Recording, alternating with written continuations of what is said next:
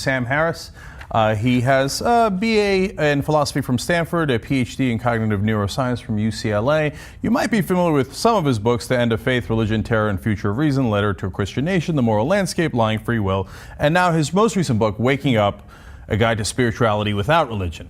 There's another thing that cuts against Mormonism, which many people have noticed, which is we just know too much about Joseph Smith to take him entirely seriously. We know he was a con man and a libidinous guy who just kept making up new revelations so that he'd get it on with the wives of his followers. I mean, there's just too much information on him.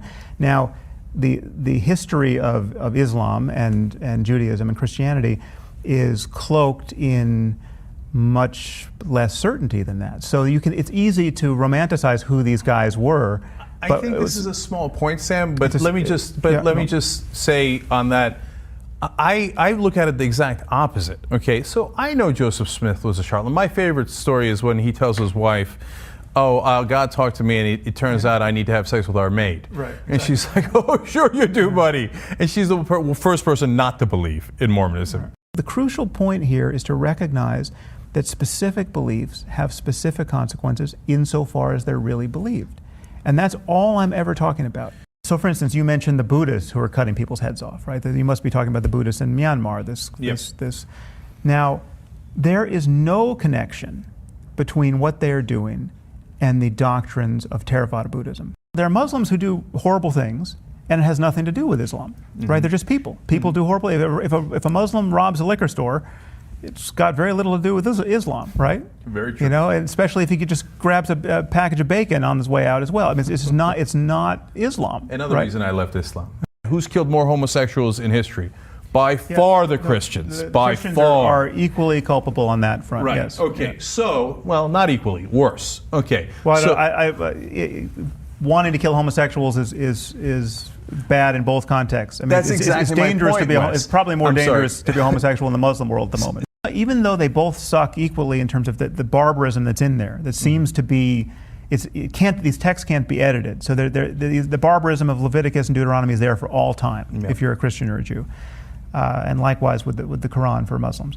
But because of tiny differences in theology, the different groups have different tools available to them to ignore the barbarous passages for all time. So for instance, the line you cited from Matthew, render unto Caesar that which is Caesar, unto God that which is God's, that is a huge and long lever that you can pull to just separate politics and religion.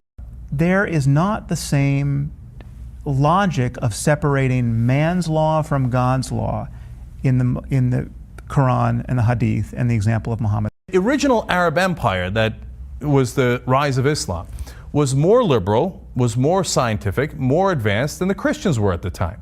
So it is possible, and we have seen throughout history, when Muslims are more liberal, more scientific, more advanced. So what part of that is irredeemable? What part of that it makes it impossible to cherry pick the good parts? Okay, well, you can cherry pick the good parts, and you can ignore the bad parts, and you can just not pay much attention to the doctrine, as many millions of Muslims clearly do, and that's a great thing. You're talking about ages of the starkest ignorance, where people, the bubonic plague is ravaging Europe, and all the Christians can think to do is start cutting the tongues out of blasphemers, because they have no idea of how people get sick, and they just think blasphemy must be the cause, right? So you're dealing with a completely deranged religious world, and yes, then by comparison with Christianity at that point, Islam looks rather good.